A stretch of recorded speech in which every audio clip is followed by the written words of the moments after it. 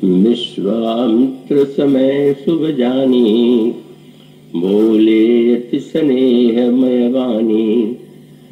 उठहु राम भंजहु भव चापा, मेटहु तात जनक परितापा। सुनि गुरु वचन चरण सिर नावा, हरस विषाद न कछु उरावा।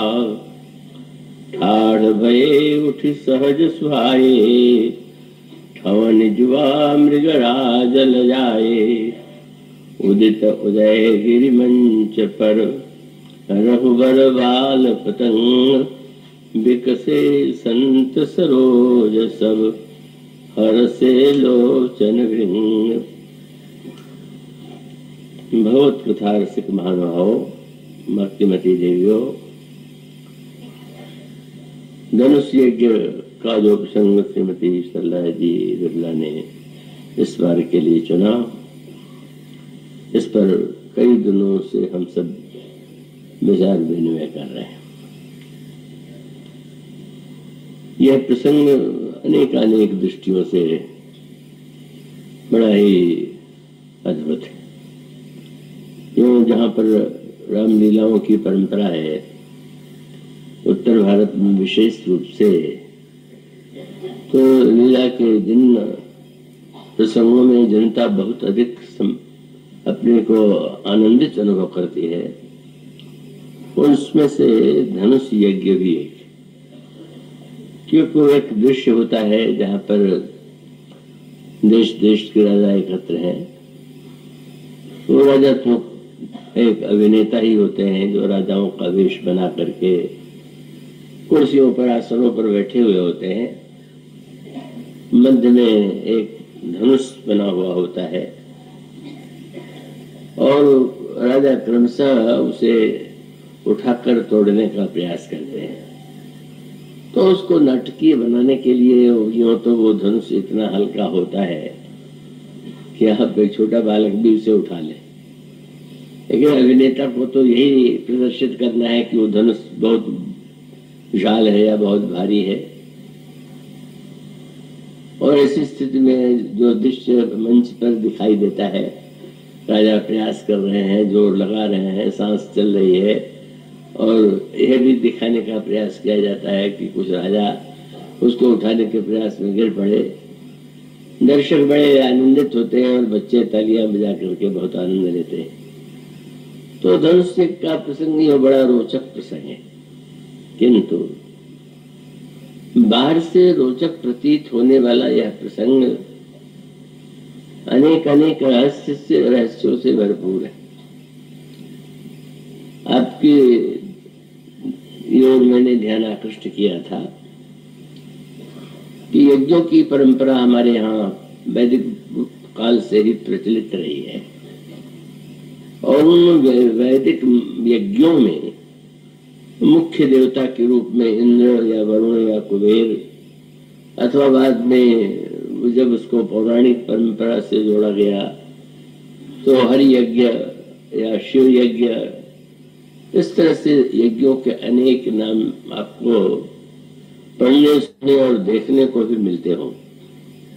विज्ञापन आता होगा कि वहां पर एक यज्ञ ऐसा हो रहा है, पर यहाँ यज्ञ को एक जो नाम दिया गया वह नाम बड़ा विचित्र सा है, जिसके लिए महर्षि विश्वामित्र श्री राम से यह कह करके जनकपुर चलने का आग्रह करते हैं, आदेश देते हैं कि वहां एक यज्ञ हो रहा है। धनुष यज्ञ सुनि रघुकुल नाथा, हर्ष चले मुनिवर के साथ। तो मानो महर्षि ने उस सारे घटनाक्रम को यज्ञ के रूप में ही देखा, और जब श्री राम से उन्होंने या लक्ष्मण जी इसको उसमें उनसे सम्मिलित होने का आग्रह किया, तो उनका उद्देश्य यही था कि यद्यपि श्री राम या श्री लक्ष्मण वहां आमंत्रित नहीं किए गए थे, और किसी राजा या राजकुमार का बिना निमंत्रण के ही कहीं पहुंच जाना उतना शोभन नहीं है, पर ब्रह्मर्षि ने उसको नाम दिया यज्ञ। और यज्ञ में किसी निमंत्रण की अपेक्षा नहीं है, वहां पर व्यक्ति सहज अपनी श्रद्धा भावना से सम्मिलित हो सकता है। तो यह जो धनुष यज्ञ शब्द चुना गया वो बड़े ही महत्व का है। यज्ञ की जो क्रिया है उसमें आहुति दी जाती है, अन्न आदि की आहुति दी जाती है, चावल की, तिल की, घी की, यव की, सुगंधित पदार्थों की भी आहुति दी जाती है। पर इस यज्ञ की अंतिम आहुति क्या है? यूं कहें कि इस ये जो यज्ञ होते हैं उनका चरम लक्ष्य क्या है, उसका चरम रूप क्या है? तो वस्तुतः जब वो यज्ञ भौतिक स्तर पर होता है तो उसके पीछे कामना होती है। भगवान ने अर्जुन को जो यज्ञ का उपदेश दिया उसमें इसकी ओर संकेत करते हुए कहा कि व्यक्ति को, समाज को यह चाहिए कि यज्ञ के द्वारा वो देवताओं की आराधना करे, देवताओं को आहुति दे और बदले में देवता उसकी कामना को पूर्ण करे। और उसका परिणाम सूत्र दिया भगवान ने उस यज्ञ के लिए, परस्परम भावयन्तः श्रेयम परमवाप्स्यथ। यज्ञ के द्वारा आप देवता को प्रसन्न कीजिए, आपकी कामना पूर्ण करके देवता आपकी बदले में इच्छा पूरी करे। यह एक यज्ञ चक्र है। और ये परस्परम भावयन्तः ये समाज का भी सूत्र है। आप जब समाज में कोई व्यवहार करते हैं तो अगर आपका उद्देश्य यह है कि नहीं, मुझे अच्छा ये लग रहा है या मुझे इस पे लाभ होगा, दूसरे को लाभ हो चाहे कष्ट हो, इससे हमें क्या लेना देना है, तो यज्ञ भावना नहीं। और जब परस्पर भावना है लेन देन का, आप दूसरे को दीजिए, दूसरा आपको दे, और लेने और देने का यह चक्र जो है अगर वो सही अर्थों में किया जाए तो वो उसको यज्ञ की संज्ञा दी गई। किंतु यह तो उस यज्ञ की बात है कि जहां पर व्यक्ति में कामना है। जैसा कि आप श्री रामचरितमानस में पढ़ते हैं कि महाराज दशरथ के जीवन में समस्त वस्तुओं के होते हुए भी पुत्र का अभाव था और वो व्याकुल होकर के गुरुदेव के पास जाते हैं और गोस्वामी जी कहते हैं, एक बार भूपति मन माही भय जलानी मोरे सुत नहीं, गुरु गृह गौ तुरत मही पाला, चरण लागी कर विनय विशाला, निज दुख सुख सब गुरु सुनायो, कई वशिष्ठ बहु विधि समझायो, धरहु धीर होई सतचारी, त्रिभुवन भीत भगत भयहारी। और अगला वाक्य, श्रृंगी ऋषि वशिष्ठ बुलावा, पुत्र काम शुभ यज्ञ करावा। यहाँ पर पुत्र काम के साथ साथ एक शब्द और जोड़ा गया है, शुभ यज्ञ। और इसका तात्पर्य है कि कामना से आप अशुभ यज्ञ भी कर सकते हैं और लोग करते हैं। मंत्र में शक्ति है, क्षमता है, और व्यक्ति उसका उपयोग और दूसरों को पीड़ा पहुंचाने के लिए, कष्ट देने के लिए यदि करता है तो यज्ञ की क्रिया है, इसलिए उसको यज्ञ कहेंगे, लेकिन वो शुभ यज्ञ नहीं। और ये यज्ञ के साथ शुभ शब्द जो है वो अत्यधिक महत्वपूर्ण और आवश्यक है।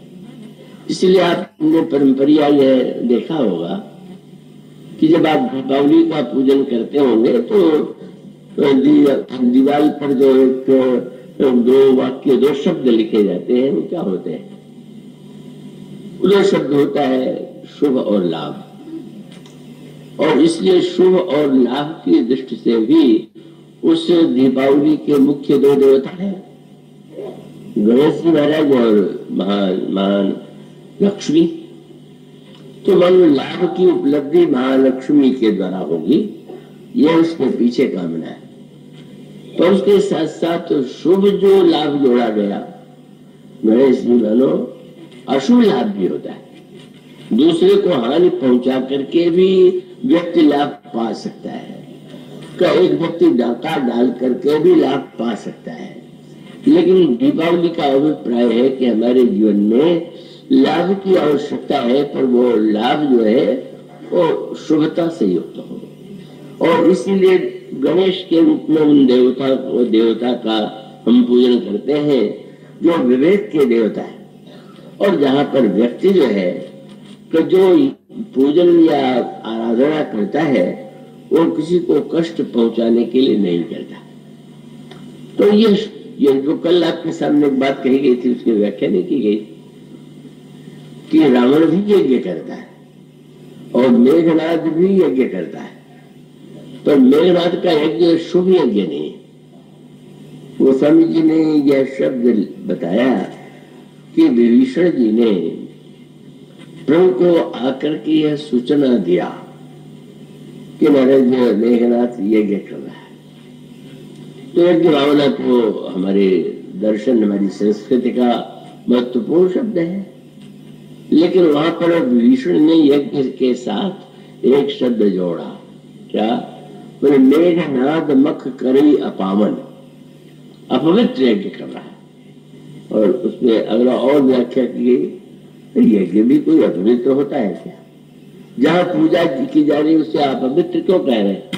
खल मायावी देव सतावन, आप किसी से शक्ति प्राप्त करें और प्राप्त करके उसी को कष्ट देने लगे, जा पर नीच बड़ा जातो जैसे नीच बढ़ाई भावा, सो प्रथम ही रही ताही नसावा।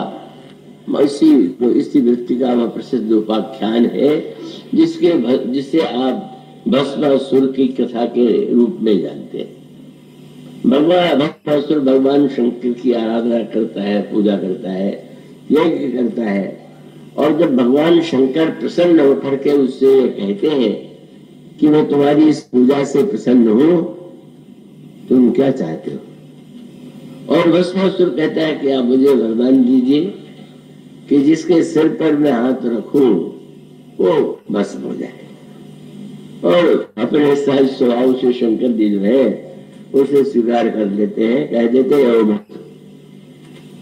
पर वो दुष्टता का खल, जो मेघनाद के लिए खल शब्द कहा गया, खल वृत्ति क्या है कि भगवान शंकर की पहले तो पूजा किया, प्रसन्न किया, उनसे वरदान मांगा, पर वरदान मांगने के बाद भगवान शंकर से कहा कि आपने जो वरदान दिया है वो ठीक भी है कि नहीं, इसकी परीक्षा में आपके सिर पर हाथ रख करके दो। वही शंकर जी से शक्ति प्राप्त करके शंकर जी को ही उस वरदान का ग्रास बना देना, तो ये अशुभ यज्ञ है। इसीलिए संकेत किया गया कि ऐसा जो क्रिया के रूप में यज्ञ दिखाई दे रहा है, मंडप है, मुकुंड है, उसमें आहुति दी जा रही है, पर मेघनाद का यज्ञ अपावन यज्ञ है क्योंकि खल है, दुष्ट है और मायावी है, और देवताओं से शक्ति पा करके वह देवताओं को ही कष्ट और नष्ट करने पर तुला हुआ है। इसलिए जिस समय प्रभु आदेश देते हैं बंदरों को और श्री लक्ष्मण जी को उस यज्ञ को नष्ट करो, और वहां जाकर के जो दृश्य इन लोगों ने देखा उसमें गोस्वामी जी ने यह सूत्र बताया कि जैसे अन्न की या घी की या चावल की आहुति दी जा रही थी, लेकिन मेघनाद जो यज्ञ कर रहा था उसमें वो रक्त और भैंसे के मांस से आहुति दे तो रुधिर और भैंसा। मानो बलिदान का अर्थ एक तो यह है कि व्यक्ति देश के लिए बलिदान हो जाता है, किसी श्रेष्ठ कार्य के लिए बलिदान हो जाता है, और ये बलिदान का अर्थ दूसरे का सिर काट दो। तो बलिदान आपने तो दूसरे की उसको दूसरे को कष्ट पहुंचा करके आप जो क्षमता प्राप्त करना चाहते हैं समाचार पत्रों में मिलता है। फिर कभी कभी दूसरे के बच्चे का हरण करके भी लोग उनकी अपनी समझ से वो बलि दे रहे हैं। तो ये जो बलि जिसका प्रारंभ से ही उसमें क्रूरता है, निर्दयता है और उसकी शैली अपवित्र है, अब ये यज्ञ क्रिया के रूप में दिखाई देने पर भी यज्ञ नहीं है। इसीलिए भगवान जो है सो यज्ञ पुरुष हैं, यज्ञ भगवान हैं, और उन भगवान के द्वारा ही यह आदेश दिया जाता है कि तुम इस यज्ञ को नष्ट कर दो। तो इसका अभिप्राय कि कोई व्यक्ति अगर दूसरों को कष्ट देने के लिए, पीड़ा पहुंचाने के लिए मंत्र जप करे, यज्ञ करे, अनुष्ठान करे, तो अनुष्ठान जो पवित्र है ही।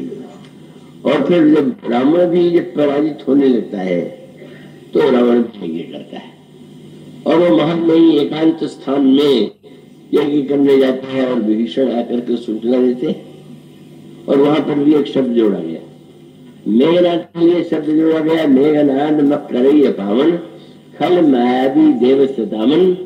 तो रावण के लिए वाक्य आपको पढ़ने को मिलेगा, नाथ करई रावण एक भागा, यज्ञ कर रहा। तो यज्ञ की क्या निंदा की जानी चाहिए किया? तो उसमें भीषण ने कहा, यज्ञ भय नहीं मरी, अगर यज्ञ हो जाएगा तो मृत्यु नहीं होगी। मंत्रों की अपनी क्षमता है, और वो क्षमता तो अच्छा व्यक्ति हो, बुरा व्यक्ति हो, आप में भी अगर किसी व्यक्ति के पास, जैसे मान लीजिए आज अणुबम का आविष्कार है, तो अणुबम तो जिसको भी बनाने की विधि का ज्ञान हो या कहीं से भी प्राप्त कर ले, वो अच्छा या बुरा होने के लिए उसमें कोई वो नहीं है, वो दूसरे को कष्ट दे सकता है। तो इसका अभिप्राय ये है कि यज्ञ मंत्र शक्ति का प्रतीक है। मंत्रों की में जो क्षमता है, देवताओं के द्वारा जो शक्ति प्राप्त होती है, वो यज्ञ का एक बहिरंग रूप है। तो मेघ जो रावण का यज्ञ है, वो भीष्म कहते हैं कि वो नहीं, उसकी मृत्यु नहीं होगी, तो यज्ञ की बहुत बड़ी सफलता है। विभीषण ने एक शब्द वहां भी जोड़ दिया, मेघनाद के साथ जोड़ा गया अपावन यज्ञ, और रावण के लिए प्रयोग किया गया, ना तो कदे रावण की जागा, और सिद्ध भय नहीं मरी अभागा। सिद्ध हो जाने पर अभागा नहीं मरेगा। लीजिए, लोग कहते हैं हमारी आयु लंबी हो, तुम बड़े भाग्यशाली है। वो कहते हैं रावण कितना अभागा है, इस यज्ञ से नहीं मरेगा। अभागा क्यों है? वो लोग कहते हैं आपके हाथों से उसकी मृत्यु हो जाए, इससे बढ़कर के कोई अवसर नहीं होगा उसको मुक्ति, और उससे वंचित रहेगा तो ये भागा है, और जितने दिन जीवित रहेगा दूसरों को कष्ट ही देता रहेगा। तो ऐसे व्यक्ति का अमर हो जाना, जीवित रहना, ये तो बड़ा दुखदायी है। तो उसका मूल तात्पर्य यह है कि सकाम यज्ञ भी यज्ञ ही है। और भगवान कृष्ण कहते भी है कि आप देवता को आहुति दे, देवता बदले में आपकी कामना पूर्ण करे, ये तो यज्ञ की भावना है। पर इस यज्ञ भावना का जो श्रेष्ठतम स्वरूप है, महाराज दशरथ के यज्ञ में जो वो समझे शुभ यज्ञ शब्द जोड़ दिया। मेघनाद का यज्ञ अपावन है, और रावण के यज्ञ के लिए कहा गया वो सिद्ध हो जाने पर ये वो मृत्यु से अभागा बच जाएगा, और दशरथ जी के लिए कहा गया कि पुत्र का वो शुभ यज्ञ करावा, और वही यज्ञ का सूत्र सामने आ गया। और सूत्र ये है कि अग्निदेव को आहुति दी गई, और फिर बदले में ये आदान प्रदान का चक्र यज्ञ है कि वो स्वामी जी ने प्रगटे अग्नि चरु कर ले, फिर लेके अग्निदेव प्रकट हो गए। मैंने जो पाया उसको भी अधिक दिया, सूखा अन्न दिया गया उन्होंने, मधुर से मधुरता से भरा हुआ घृत और आदि के द्वारा बना हुआ दिव्य पायस दिया, पर वहां पर भी यज्ञ शब्द को जोड़ दिया गया दूसरे अर्थ। बस ये अग्निदेव ने स्पष्ट कह दिया कि यह हवि देने में आप इस बात का ध्यान रखिएगा, क्या आप बाजार से मिठाई खरीद करके ले आवे तो आपका अधिकार है उस पर, और आप उसको चाहे खाए, उसका आनंद ले। लेकिन अगर आपने देवता को भोग लगा दिया हो और उसके बाद भी आप अधिकार माने तो बस ये तो इससे बढ़कर के कोई में ऐसा कार्य होगा ही नहीं कि जिसकी निंदा ना की जाए। क्योंकि जो भी आपने देवता को अर्पित कर दिया, अब उसका नाम मिठाई नहीं है, उसका नाम प्रसाद है। और प्रसाद के साथ क्या नियम है, जब देवता को आप मेंट लगाते हैं और पूजा में मिष्ठान या कोई भोग लगाते हैं, तो प्रसाद के रूप में सबको बांटना, माने भगवान को अर्पित करना और अर्पित करने के बाद उसको बांटना, ये यज्ञ का दूसरा रूप। भगवान की वस्तु ही है, भगवान को आपने दिया, भगवान से आपको मिला और मिला के आपका कर्तव्य है कि उसको सबको दे करके आपने। अब ऐसे बुद्धिमान अगर आप हैं कि अपने लिए मुझे तो इसका भी वो संस्मरण भूलता ही नहीं। मैं हनुमान जी आराध्य जो गांव में प्रतिष्ठित हैं, मैं स्नान गंगा स्नान, गंगा की दिव्य कृपा है उस गांव पर, तो स्नान करके मैं प्रातःकाल पाठ किया करता था। पाठ कर रहा था तो गांव के एक सज्जन आए, वह वृद्ध थे, बड़े पात्र में लड्डू लेकर के आए। पुजारी जी नहीं थे तो उन्होंने कहा कि भोग लगा दीजिए।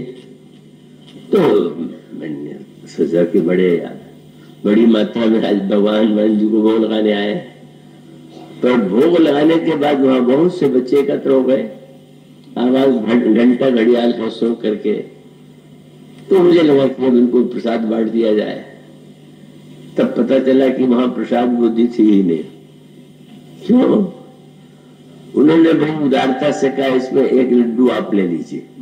वो भी बता दिया कि एक ही लीजिएगा, ज्यादा नहीं लीजिएगा। कहीं कहीं पूजा में भी होता है कि पूजा करने वाली आधा रख लेते, लोगों को बड़ा बुरा लगता है, ऐसा भी होता है। और इन बच्चों को बांटिए मत। तुमने क्या खड़े हैं तो बच्चों को प्रसाद क्यों नहीं? तो क्या देखिए, बात यह है कि कुछ महीने पहले जब मैं बीमार पड़ा था तो मैंने हनुमान जी को मनौती मानी थी कि मैं अच्छा हो जाऊंगा। तो इतने उसमें किलो नहीं था, शेर था, मैं लड्डू आपको चढ़ाऊंगा। मेरा स्वास्थ्य ठीक हो गया। और आज ही मेरी लड़की के यहाँ, उसका जहां मैंने विवाह किया वहां पर भी कोई उत्सव है, तो दोनों काम हो जाएगा। यही लड्डू मैं वहां दे दूंगा तो व्यवहार भी हो जाएगा और भोग भी लग गया। मुझे लगा कितने बुद्धिमान है कि जो एक ही लड्डू के द्वारा दोनों ही अपने इच्छा की पूर्ति कर देना चाहते हैं। तो ये तो कोई प्रसाद बुद्धि नहीं हुई। प्रसाद माने आपका अधिकार कहाँ रह गया? जब तक वो मिठाई है, जब तक दुकान में है, तब तक दुकानदार का अधिकार है। आपने दाम दे करके ही ले लिया तो आपका अधिकार है, पर जब देवता को आपने अर्पित कर दिया तो आपका अधिकार समाप्त हो गया। अब तो जो है सबका उसमें भाग। और यो तो इतनी विचित्र बात कही गई है कि उसे सुन करके तो कई लोग बड़े आतंकित हो गए कि स्वयं लेना चाहिए कि नहीं। तो अनोखी बात ये कही गई कि हाथ में जो टुकड़ा लगा रह जाए वही लेना चाहिए। अब ये तो बड़ा संकट है, हम लोग पूरा ही पूरा लेना चाहते हैं। उसका अभिप्राय कि अधिक से अधिक दीजिए, उसको कोई अन्य अर्थ में न ले।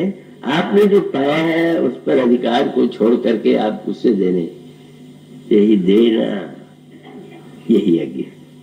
इसलिए अग्निदेव ने महाराज दशरथ से स्पष्ट कर दिया कि हवि में जो खीर दे रहा हूं, लेकिन याद रखिएगा, मैं जानते हैं महाराज दशरथ के कई विवाह हुए, और आपकी कोई प्रिय रानी हो और आप उन्हें खीर दे दें कि पुत्र तो इन्हीं को मिले, तो ये यज्ञ भावना के विरुद्ध हो। तब शब्द उनका या हवि बांट देव उन्नत जाए, इसे बांट दीजिए। कैसे बांटे? लो जथा जोग जय भाग बनाई, जो जिस योग्य है उसको अवश्य दीजिए, पर भाग प्रत्येक को मिलना चाहिए। ये मानो यज्ञ का पहला पक्ष है, जहां जो आपने पाया वो पाने के बाद आप उसको दूसरों को भी दे करके उस प्रसाद का उपयोग करके अपने अधिकार का, पूजा में आपका अभिमान चला गया। देवता ने खाया कि नहीं खाया?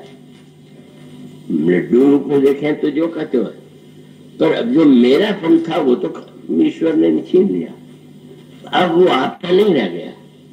तो मानो सकामता का यज्ञ जो है वो भी यज्ञ है, पर वो होना चाहिए इसको भी यज्ञ, द्रुपद के यज्ञ की तरह नहीं, जिसकी चर्चा कल आपके सामने मैंने की थी। जहाँ यज्ञ करते हुए भी यही इच्छा है कि यज्ञ के द्वारा ऐसा पुत्र प्राप्त हो कि द्रोणाचार्य का वध करे। द्रोणाचार्य के द्वारा उनको लगा मेरा अपमान हुआ है और अपमान के लिए पुत्र चाहिए। और इससे भी उस कथा की बात कल मैंने आपसे नहीं की थी। धृष्टद्युम्न को पाने के बाद उसको शस्त्र की शिक्षा देने के लिए वो द्रोणाचार्य के पास ही लेके गए कि आप इनको शस्त्र विद्या दीजिए। द्रोणाचार्य इस विषय में उन्होंने बड़े विवेक का परिचय दिया। वो जानते थे कि इसी व्यक्ति के हाथ से मेरी मृत्यु होगी, लेकिन अगर कोई विद्या प्राप्त करने आया है तो गुरु के रूप में मेरा कर्तव्य है कि मैं दूं। और इस तरह से द्रुपद का जो यज्ञ है वो शुभ यज्ञ तो नहीं है। वो यज्ञ तो वस्तुतः केवल बदले की भावना से और अपने गुरु या मित्र को मिटाने के लिए किया जा रहा है, तो वो यज्ञ शुभ यज्ञ नहीं कहा जा सकता। तो इसलिए सकामता के द्वारा, आप कामना के द्वारा भी देवता को की पूजा करके, अर्पण करके, और वो वस्तु कौन सी हो, आहुति दे और भैसा, वो तो पत्रम, भगवान कहते हैं पत्रम पुष्पम फलम तोयम यो में भक्त्या प्रक्षति। मुझे पत्ता ही दे दीजिए, पुष्प दे दीजिए, थोड़ा फल दे दीजिए, न हो तो कल जल दे दीजिए, भावना से आप यदि देते हैं तो मैं उससे ही संतुष्ट हो जाता हूँ। इसीलिए गोस्वामी जी मेरे पत्रिका में प्रभु राम के विषय में कहते हैं मेरो है निको मेरो देवता कौशलपति राम। हमारे श्री राम जो है बहुत श्रेष्ठतम देवता है। क्या इन देवताओं में और अन्य देवताओं की तुलना में आप इनको श्रेष्ठ क्यों बता रहे हैं? तो कभी कभी लोग कहते हैं कि वो देवता को बलि नहीं दी गई या वो नहीं दिया गया तो नाराज हो गए, और लोग फिर उनको मनाने के लिए। पर वहां गोस्वामी जी मेरे पत्रकार में कहते हैं हमारा देवता, हमारे जो श्री राम है, उनकी विशेषता है कि पूजा बलि चाहे नहीं, चाहे एक प्रीति। उनको पूजा भी नहीं, उनको बलि भी नहीं, बस केवल आप इतने भावना से ही उन्हें परितृप्त कर सकते हैं। मूलतः उसका अभिप्राय यह है कि हमारे हृदय में यज्ञ की भावना का उद्देश्य दूसरों को कष्ट पहुंचाना न हो करके केवल उसका उद्देश्य यही होना चाहिए कि उस यज्ञ के द्वारा जो हमें प्राप्त हो हम उसका वितरण करें। इस तरह से सकाम यज्ञ का स्वरूप महाराज दशरथ के चरित्र में दिखाई दिया। लेकिन महाराज जनक का जो यज्ञ है, महाराज जनक सकाम व्यक्ति नहीं। आप जानते हैं कि निष्काम कर्म योग के महान आचार्यों में महाराज जनक का स्थान है, और वो निष्काम कर्म योग और ज्ञान के अद्वितीय आचार्य माने जाते थे, और बड़े बड़े मुनि भी उनसे शिक्षा लेने के लिए वहां जाते थे। तो ऐसी स्थिति में उनका यज्ञ जो है सकाम यज्ञ तो महर्षि जनक दशरथ का है, वो भी एक पक्ष है। पर दूसरा यज्ञ वह है कि जिस यज्ञ का जो स्वरूप जिसकी और जिसकी चर्चा अगले आज से कई दिनों तक आपके सामने होगी, उस यज्ञ में कुछ पाना नहीं, यह नहीं बात है। उस यज्ञ में देना, ये नहीं बात है। देना और फल ठीक है, इसमें कोई अनौचित्य नहीं कि आप किसी को दीजिए और बदले में आपको कोई दे, और देन लेन भी हाथी स्वान लेवा दे ही न हो जाए। मेरे पिता ने एक नया शब्द वो समझी न हुआ कि लोग देन लेन भी सुन लिया कि देना और लेना दोनों चाहिए, तो उन्होंने सोचा कि सामने वाले से क्या दे और क्या ले। तो उन्होंने कहा कि मेरे पास एक कुत्ता है, आप उसे ले लीजिए और हाथी दे दीजिए। क्यों? बोले हाथी को तो खिलाना पड़ता है, क्यों? शोभा की वस्तु है। कुत्ता तो बड़े काम का जानवर है, बड़ी सुरक्षा करता है। माने ऐसा तर्क करना कि अपने पक्ष में हाँ हम जो दे रहे हैं बड़ी उदारता से दे रहे हैं। तो कुत्ता तो शोभा के नहीं बड़े काम का है, और उसको खिलाना भी हाथी की तरह बहुत थोड़ा खिलाना है, लीजिए और हाथी दीजिए। पर वो जो व्यक्ति था वो उससे भी आगे था, उसने कहा ठीक है, और वो कागज का हाथी बनवा के ले आया और ले आके कह दिया कि इसे लीजिए, इस हाथी की विशेषता यह है कि बिल्कुल नहीं खाता, तुम्हारा कुत्ता हुआ जो दे रहे हो तो वो तो कुछ न कुछ खाएगा। तो गोस्वामी जी ने कहा समाज में ऐसी लेन देन की वृत्ति जब उत्पन्न हो जाए, उसका उन्होंने नामकरण किया हाथी स्वान लेवा दे। तो हाथी स्वान लेवा दे है कि नहीं है, ये तो ठगी है। ये तो व्यक्ति की अपनी दूसरे को ठगने की वृत्ति है। दीजिए और लीजिए। भगवान राम ने जब सुग्रीव से मित्रता किया तो उनसे कहा कि भगवान कह सकते हैं मैं देने वाला हूं, तुम चाहे जो, तो वो तो देते ही हैं। लेकिन सुग्रीव से यही कहते हैं कि मित्र तुम तो मेरी बराबरी के हो, तो याद रखना, देख लेख न संकन धरे, बड़ अनुमान सदाहित करे, न देने में संकोच न तो लेने में।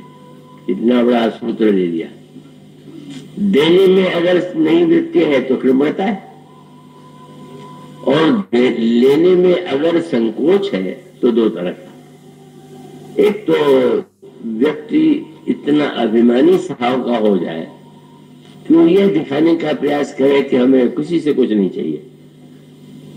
मन उसको बताना चाहता है वो कहावते भी है, मंगनो भलो न बाप से भी मांगना ठीक नहीं है। तो ये संकोच, भगवान का अभिप्राय कि लेने में ये संकोच मत कीजिए, नहीं वो भी लीजिए। और देने में न देना कृपणता है, और देने के बाद देने के अभिमान करना ये बड़ा अनर्थ है। रामा जी की जो बड़ा वैज्ञानिक समस्या थी, और इतने दिनों तक उन्हें दरिद्रता का जो कष्ट होगा वो इसीलिए होगा कि वो भगवान ने तो सुग्रीव मित्र थे और मैत्री धर्म का उपदेश जो दिया वो नहीं, और प्रेम में जानबूझ करके आवश्यकता न होने पर भी देते देने और लेने का नाता जोड़ा। प्रेम ने सुग्रीव से कहा तुम घबराओ नहीं, मैं ऐसा कहूंगा कि जिससे बालू का वध हो करके तुम्हें राज्य मिले, बालू के अपराध का तुम्हें दंड मिले। और सुग्रीव ने भी उस समय तक बुद्धि ठीक थी, तो कहा कि महाराज आप निश्चिंत रहिए, सब प्रकार कम सोखाई जिंदगी जो मिली ही जाने किया है, मैं सब प्रकार से सेवा करूंगा। भगवान ने कहा हम दोनों की स्थितियां तो समान है, तुम्हारी पत्नी भी उनके वियोग हो गया है, मेरी पत्नी का। मानो भगवान को क्या सचमुच उनकी शक्ति से सीता जी मिलेंगी, पर मित्र मैत्री धर्म ये है, इसीलिए पूछने का अच्छा देन लेन ठीक रहेगा। मैं तुम्हारी समस्या का समाधान मैं करूंगा, मेरी समस्या का समाधान तुम करो। जानबूझ करके मैत्री का वह पवित्र रूप देने के लिए ही तुमने सुग्रीव से कहा। सुदामा की समस्या का लोग सुदामा के त्याग की बड़ी प्रशंसा करते हैं, तो याद रखिएगा जब तक ये त्यागी थे तब तक अपने और अपने परिवार को कष्ट ही तो देते रहे, और उस त्याग के पीछे उनके त्याग का अभिमान। यह भी एक ऐसी विचित्र मनोवैज्ञानिक सुदामा की गाथा है कि दरिद्रता की पराकाष्ठा, और दरिद्रता की पराकाष्ठा में भी भिक्षा मांग करके वो आते हैं, और कहीं पत्नी छोटा न समझ ले ये भी चिंता है। तो याद दिलाते रहते हैं कि द्वारिका के जो स्वामी है वो मेरे मित्र हैं। कई लोग ऐसा कर करके किसी बड़े व्यक्ति का नाम लेकर के मेरी ऐसा संबंध है, तो पत्नी सुनते सुनते घबरा गई। जब देखी तो द्वारिका के द्वारिकाधीश साहब के मित्र और ये दशा है, आप जाते क्यों नहीं? बोले नहीं मैं मांगू कैसे? अब जो लोग उस अर्थ को यही देखते हैं तो लगता है बड़ा अभिमान क्या नहीं, क्या नहीं सदा रहा, क्या कभी नहीं गए क्या? अंत में एक स्थिति ऐसी आ जाती है कि ये जब उनकी पत्नी ने ये कहा कि बस आप बार बार उनका नाम क्यों लेते हैं, उनके नाम को आप बदनाम क्यों करते हैं? क्या कहेंगे लोग कि उनके मित्र की यह दशा हो गई? आपको बड़ा भाई मित्र को त्यागी दिखाने का बड़ा एक वह है, कितना उनका सम्मान होता है, तो तैयार हो गए, फिर भी अभिमान छूटना। और जाति का अभिमान सबसे कठिन है। क्यों? और अभिमान तो बाद में होते, धन का अभिमान तब होगा जब बहुत आशा पैदा करेंगे, विद्या का अभिमान तब होगा जब आप पढ़ेंगे, आपको पद का अभिमान तब होगा जब आपको मिलेगा। पर जाति का अभिमान तो पैदा हुए और मिल गए, उसी दिन से मानने लगा मेरी जाति है। मानो यह एक अभिमान, वो मानो अभिमान का अर्थ क्या होना चाहिए, उसका तात्पर्य क्या होना चाहिए, और अंत में भी वो छूट नहीं रहा। तैयार भी चीज से हुए तो कहने लगे मित्र के पास बिना कुछ लिए कैसे जाएंगे तो बराबरी का नाता रहेगा ना, और बराबरी का नाता कैसे होगा। तो वो चावल की भेंट देना है, वो भी भीख नहीं मिला हुआ, जीव जो कुछ कहता है तो भिक्षा ही है, क्यों सुदामन की भिक्षा नहीं, हम लोगों की दशा है ये। और वो भिक्षा को लेकर के बेचारी ने ऐसी पोटली में जो कि जिसका वस्त्र इतना पुराना है दे देती। पर जब वो द्वारिका का वैभव देखते हैं तो अब संकोच लगने लगा कि फटेगी क्या पोटली को मैं कैसे भेंट में दूं, और उसने बगल में घुमा लिया। पर भगवान की वार्ता है, मित्र से उन्होंने ये दिया उसको सामने में और दिया कौन, ऐसा कैसे हो सकता है मित्र की तुम यहाँ आए हो और भाभी में कुछ न भेजा हो। अब जो क्या कहे सुदामा की क्या हुआ वो दिखाने लोग है क्या, उन्होंने कुछ नहीं बनाया क्या, आपको क्या आवश्यकता।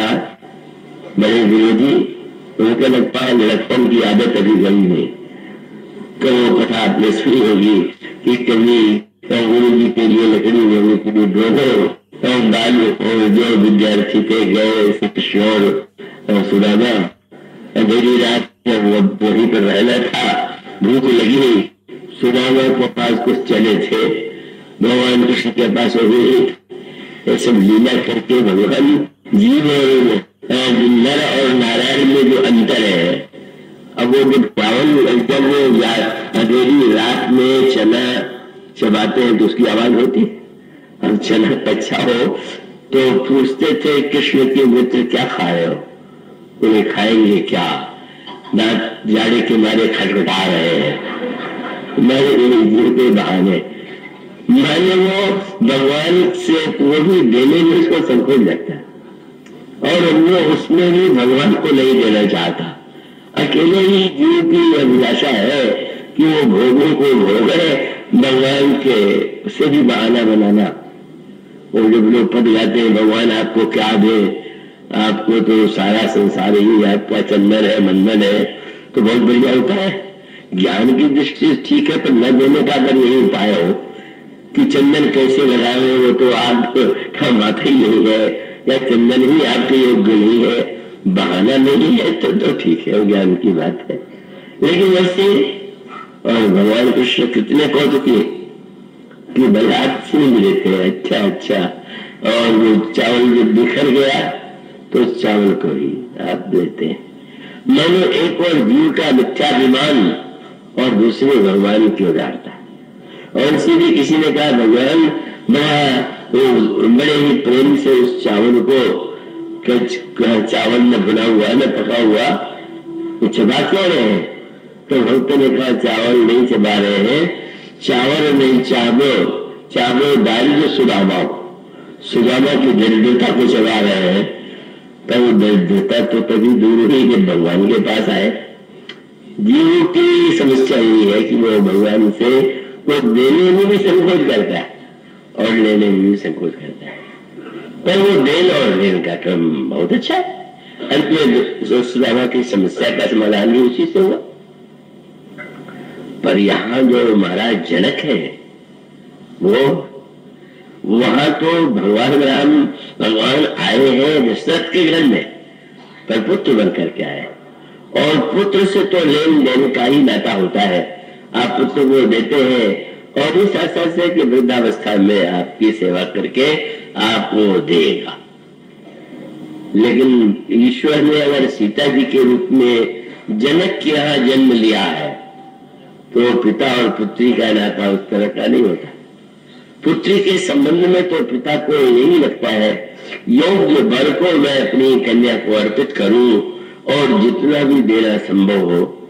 आज तो उसके लिए छीना झपटी अत्याचार सहज भाव से पिता के द्वारा उसको देने के, वहां पर वो जो निष्काम और उसमें भी समर्पण करेगा। दशरथ का यज्ञ देने और लेने का यज्ञ है और जनक का यज्ञ केवल देने देने का यज्ञ है। गिरिजा मही सही हरि श्री सागर दई तुम जनक राम सिंह समर्पी विश्व कल कीरति नहीं। तो महाराज जनक का यज्ञ जो है वो सर्वोत्तम यज्ञ, महाराज विनय का यज्ञ जो है ज्ञानयुक्त यज्ञ है, वैराग्य और निष्कामता से भरा हुआ यज्ञ है। पर कल जैसा मैंने कहा था कि वहां पर भी भगवान ने बहुत विलंब लगाया, वही है। और सत्य तो यही है कि भगवान कहा नहीं है, पर बैठे हुए सब तमाशा देख रहे हैं, सब दृश्य देख रहे हैं, विश्व का खाली नहीं हो रहे हैं। संत और गुरु की भूमिका क्या है कि भगवान से क्या उठिए उठिए विश्वामित्र समय समझानी बोले अति स्नेह में मानी, उठिए उठिए बहुत देर, वह जो भाषा है। इसीलिए भगवान को भक्त वत्सल कहते हैं। कई बार लोग कहते हैं कि गुरु और संत क्या दलाल है क्या, भगवान और गुरु के बीच में भी कोई दलाल चाहिए क्या? और उसका उत्तर है कि भगत वचन प्रेम कृपा निधाना।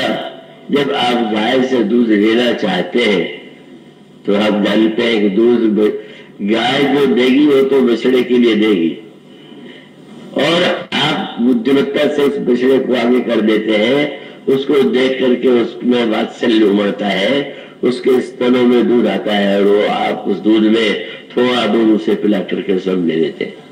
इसी प्रकार से भगवान की कृपा गाय का धेनु का रूप है, तो ये संत बछड़े की तरह है जिनके द्वारा भगवान का वात्सल्य कृपा उमड़ती है।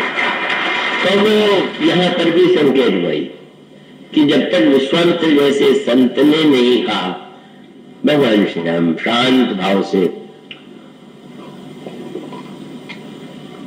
अगर दशरथ अगर जनक निष्काम है तो क्या भगवान सकाम है क्या? सकाम ईश्वर तो पूर्ण काम है, उसको क्या देंगे आप क्या लेंगे उसमें कौन सी कामना होगी? तो पूर्ण काम तो प्रयत्न करे, उसमें कोई कामना नहीं। और जिस वैराग्य का गर्व था उनको कि सहज विराग रूप मन मोरा, तो जरा हिला दिया, देखिए कितना वैराग्य है जरा हो तो। और जब धनुष नहीं टूटा तो वैराग्य का अभिमान भी नष्ट हो गया, ये भी आवश्यक है। रामचरितमानस में कहा गया वैराग्य जब जीवन में आ जाए तो समझ लो बढ़िया मक्खन नवनीत बन गया। तो बड़ा सुंदर निरूपण है।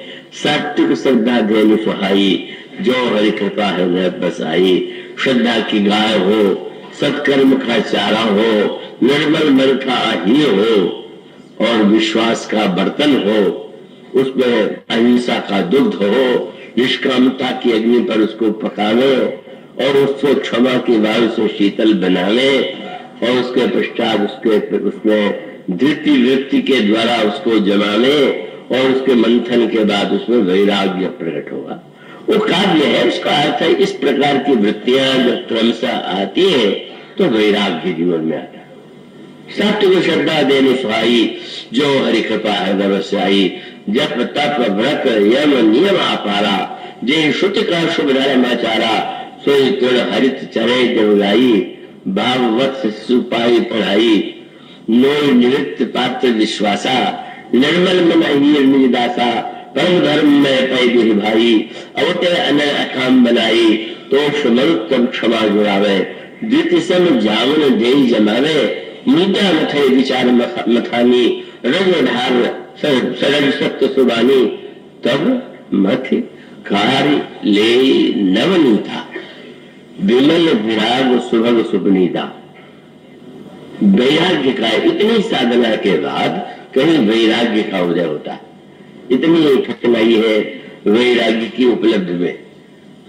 बम्बई में कथा चल रही तो एक विरोधी महिला कथा सुन रही थी, उस दिन वैराग्य के नवनीत की चर्चा चली तो उन्होंने अपने जो साथी थी उनसे कहा कि बस मक्खन बन गया उसमें रोटी क्यों लगा करके आराम से खाओ। बैरागी का मक्खन खाने के लिए नहीं, उसको जलाना है और उसके लिए उसको घी बनाना पड़ेगा।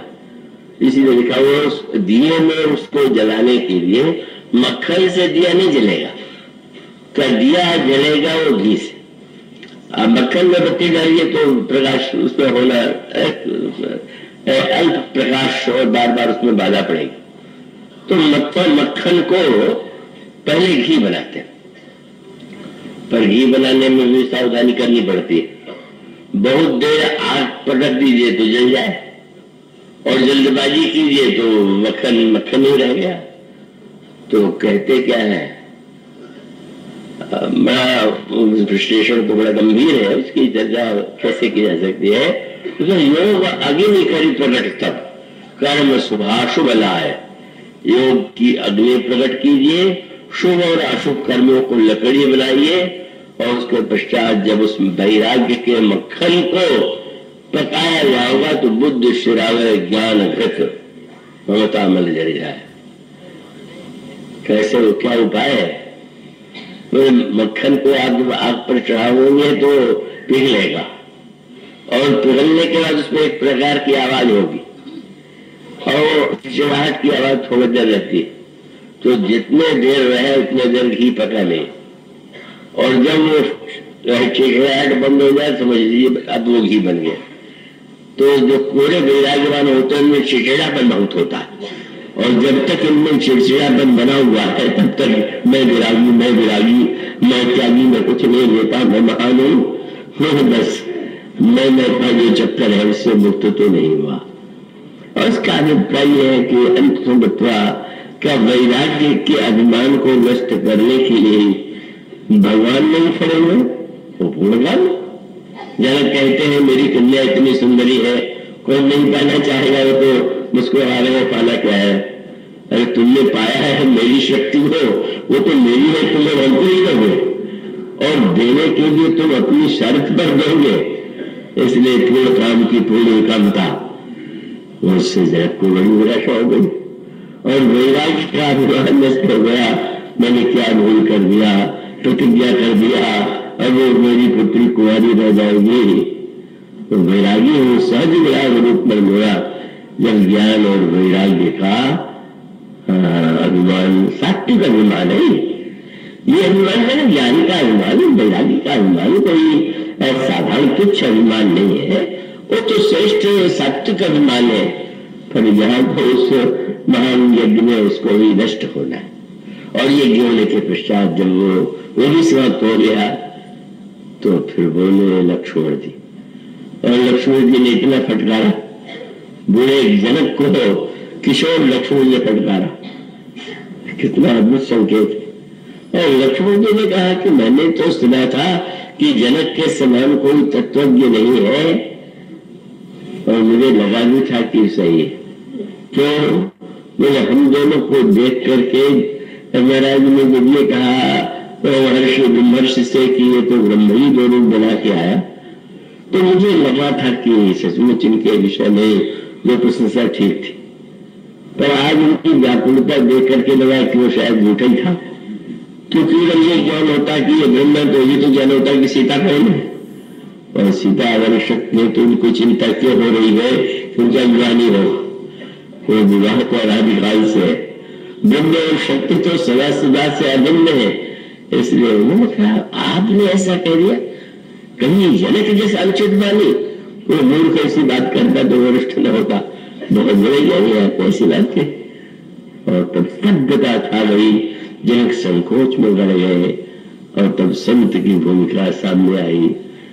संत ने कहा उठो राम, पर पूछा गया इतनी देर तक क्यों नहीं उठे, पहले कह देते उठ जाओ। वो स्वामी ने सूत्र दिया, बहुत सुंदर सूत्र है, क्या बोले विश्वामित्र समय शुभ जानी, ये काल तत्व जो है समय तत्व, ये ज्योतिष शास्त्र को उतना महत्व जो प्राप्त है, उसका अभिप्राय है कि व्यक्ति जो है वो महत्वपूर्ण है, पर देश उससे बड़ा है, और देश से भी बड़ा काल है। ये कहते हैं ना कि सारी पृथ्वी को शेष जी अपने सिर पर उठाए हुए, तो अब उसको कई बच्चों का खिलवाड़ समझते हैं, कहाँ है शेष, तो उसका अभिप्राय ये हुआ कि देश भी दिखाई दे रहा है और व्यक्ति भी दिखाई दे रहा है, पर शेष के रूप में जो काल तत्व सबको धारण करने वाला वो नहीं दिखाई दे रहा, अदृश्य है। और सबसे अधिक शक्तिशाली जो है वो काल है, समय है। इस सत्य को जो व्यक्ति नहीं जानता वो व्यक्ति बहुत बड़े भ्रम में रहता है। यही विश्वामित्र की विशेषता है। और एक बार, इसीलिए कई बार ज्योतिष एक महान उद्देश्य से उसकी रचना हुई है कि व्यक्ति काल की सहायता भी अपने जीवन में प्राप्त कर ले और शुभ समय में शुभ कार्य के लिए जागृत हो।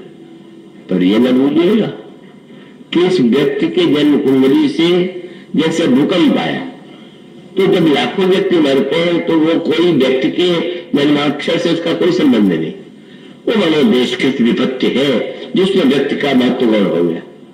और जो कालकृत समय है उस काल को तो कोई देखता नहीं है। वो अद्भुत काल तत्व जो है वो सबको बस उसी के द्वारा सब संचालित है। सृष्टि का सृजन, सृष्टि का पालन, सृष्टि का संहार। अब जब प्रलय होगा तो सबकी जन्म कुंडलियां कहाँ जाएंगी और अलग अलग देशों की जन्म कुंडलियों का क्या होगा? वो काल तत्व का समय है। वो एक बड़ा दार्शनिक दृष्टि से विचार करने का है। विश्वामित्र इतनी दूर क्यों नहीं बोले? पर अभी समय नहीं आया। इस सत्य को जो समझ लेता है उस पागलपन में नहीं कि ये लोग ज्योतिष के नाम पर कुछ न कुछ स्थिति में पहुंच जाते हैं कि उन्माद जैसा लगने लगता है। उसका महत्व है। विश्वामित्र समय सुन जानी। और एक बार अगर व्यक्ति समझ ले कि देश हमसे बड़ा है और देश को भी धारण करने वाला काल सबसे बड़ा है तो आपको अभिमान कैसे होगा? अभी तो व्यक्ति को सफलता पर मैंने ऐसा किया, मैंने ऐसा किया और वैसा किया और ऐसे ऐसे किए और समस्या का समाधान किया, ऐसा नहीं, ये मैं बढ़ता जा रहा। पर एक दिन जहां पर समय ने आपसे करा लिया, आपने क्या किया? आप सदा कर सकते हैं क्या? जो कुछ होता है उसके मूल में समय है, काल है। इसीलिए परशुराम जी और श्री राम के संवाद में काल तत्व को लेकर विवाद हुआ। उन्होंने कहा कि धनुष तोड़ने पर तुम्हें देख के तो नहीं लगता, तुम बड़े नम्र लगते हो, पर इतना बड़ा कार्य करने के बाद तुमने उन्मान नहीं होगा। दिखावे में तुम नम्र हो पर भीतर से उन्मान है। बन गई चापता बर्बाद।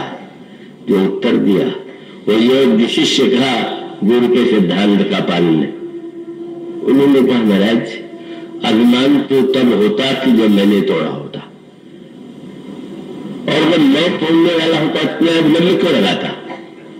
क्योंकि गुरु जी ने कहा और काल तक तो उन्होंने कहा महाराज छूते ही टूट पिनाक पुराना। काल से जो वस्तु बनी है नष्ट होती है। समय वो महत्व है। अन्य राजा इसलिए नहीं समझ में कि समय से पहले गए और मैं सफल दिख रहा हूं इसलिए कि गुरु जी ने समय से भेज दिया। महत्ता समय की है, महत्ता मेरी नहीं। अब मैं किस बात का? ये इतना बड़ा सूत्र है कि प्रत्येक को समझना चाहिए। आपको गुरु में जो सफलता जो कुछ मिला है वो समय का महान काल तत्व है। इसलिए विश्वामित्र समय सुन जानी। इसके बाद कल होगा शुभ समय भगवान की।